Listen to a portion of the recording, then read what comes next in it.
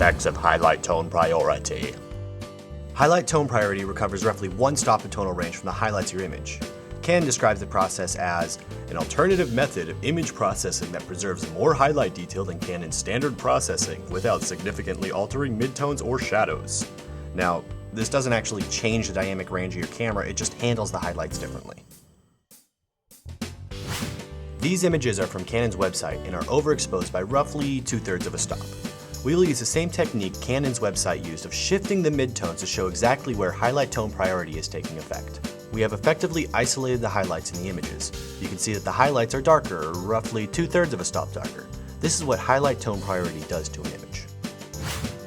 These two images are very contrasted because the light source is in the frame. Let's look at exactly where highlight tone priority takes effect. Look at where the highlights transition to being blown out.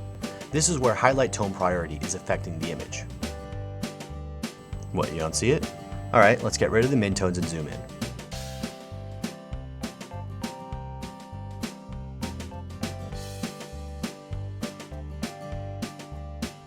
Let's look at the histogram from Canon's image of the lady and the flowers.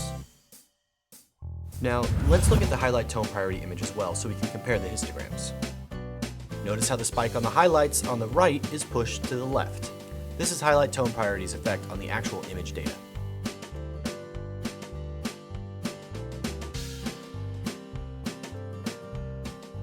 Now that you see how highlight tone priority works, let's take a look at how it works with the video.